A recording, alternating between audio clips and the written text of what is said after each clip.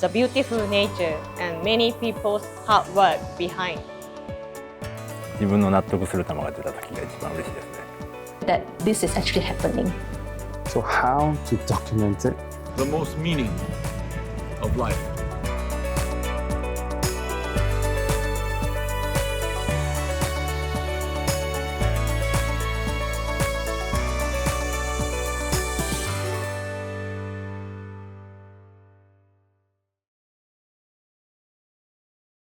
So today we would like to interview for the marine ecologist, Dr. Cynthia Wong.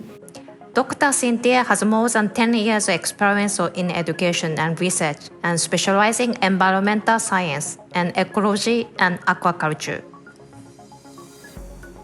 Hi, my name is Cynthia. I'm a marine ecologist from Singapore and I'm also an educator for the tertiary levels. I teach ecology as well as aquaculture.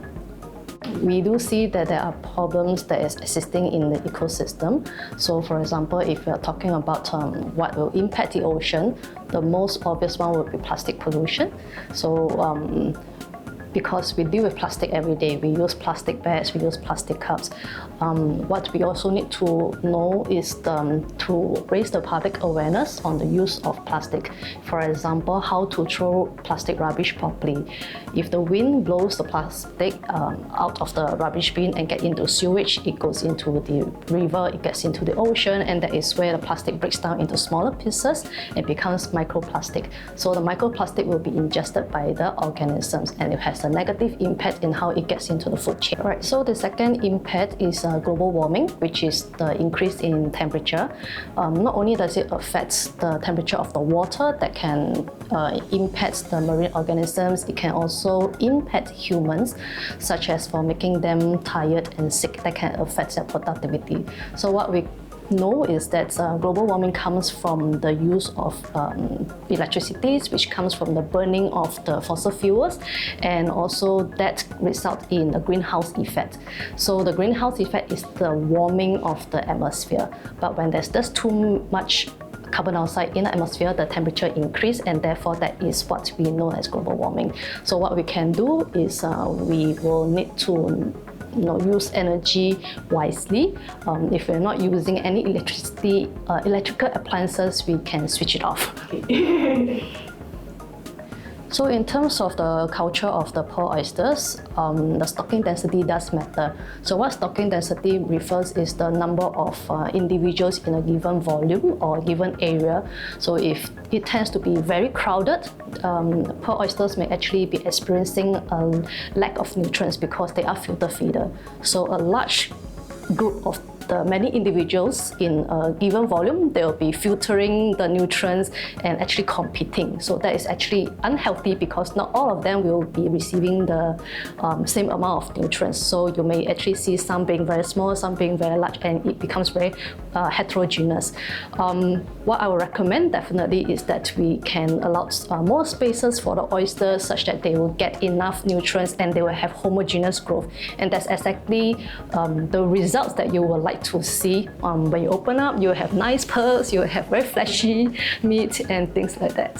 Thank you. Yeah, I think what we can do to pass the message down is to really raise awareness of what's happening now.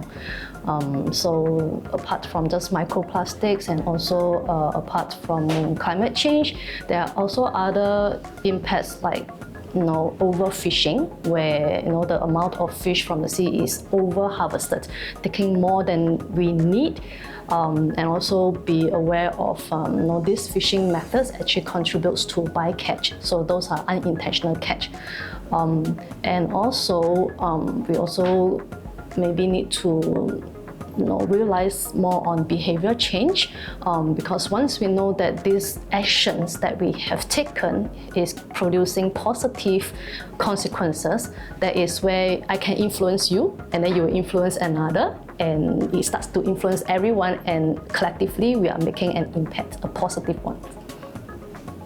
I think it's a very meaningful project because you are spreading the messages coming from the pearl industry and also raising awareness of the consequences of climate change and also other impacts that is arising in the marine ecosystem.